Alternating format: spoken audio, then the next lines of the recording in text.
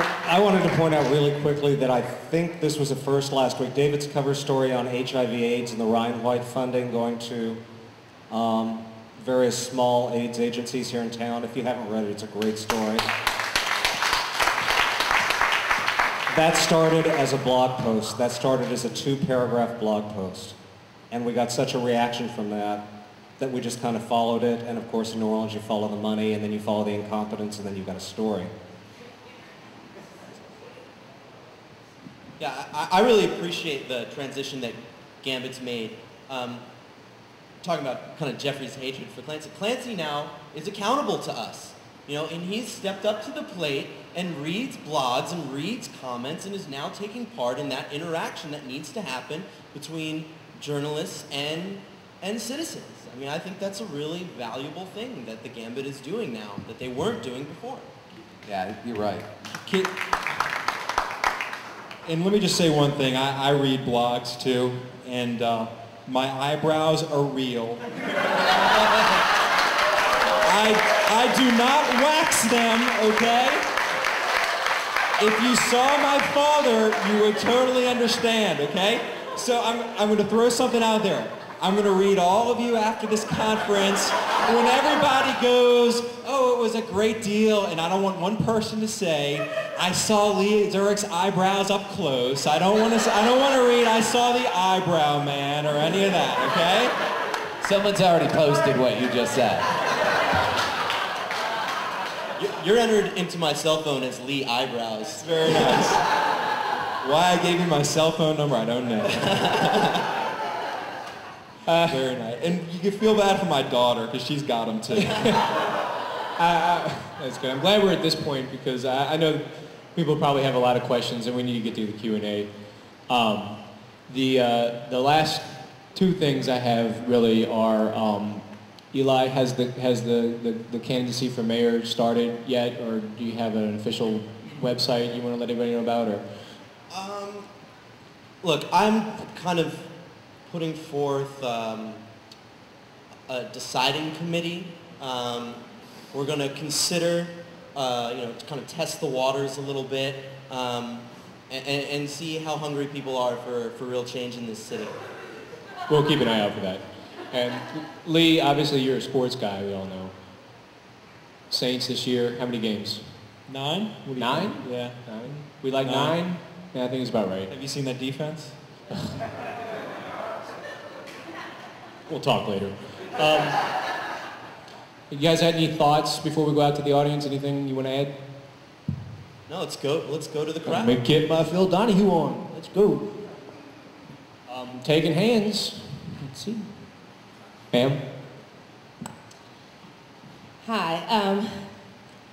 My name is Red Cotton, and I have a blog, Notes on New Orleans.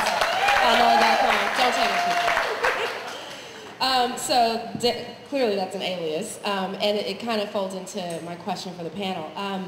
Right after the storm, there was a panel discussion at Tulane. Norm Robinson, I think Stephanie Gray, some other local journalists were there. And Norm shared something that I thought was really interesting about the coverage just after the storm, and when national media showed up on the scene, and there clearly was just like this breakdown of leadership from the mayor to the governor.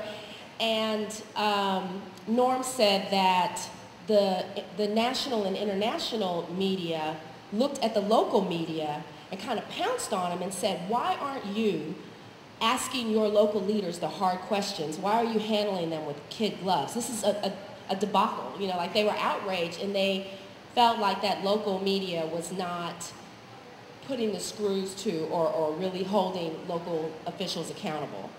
And so he said it was a really, it was a defining moment for him, because he said that being local here, you develop these relationships with people in City Hall, and you don't want to handle them too tough, or at least you didn't in the past, because it's such a small city and everyone knows everybody.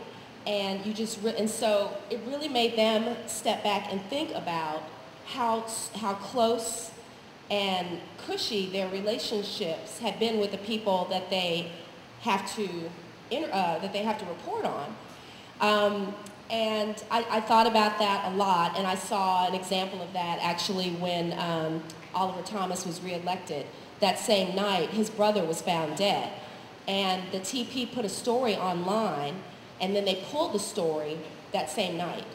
And they didn't publish it because, you know, the guy had just gotten elected. It was, you know, so I'm looking at that, and I'm seeing what happened with Lee, how the mayor personally attacked you. And I think about what's happened with Karen. And, you know, I operate under an alias because I have a whole other, you know, professional life.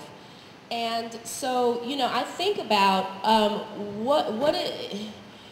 as we are putting ourselves on the line here to push in directions that, you know, clearly crime is being unearthed, and, you know, people are recognizing faces. Like, how do you, especially as independent bloggers and maybe not so much mainstream journalists, but I do want to hear your opinion.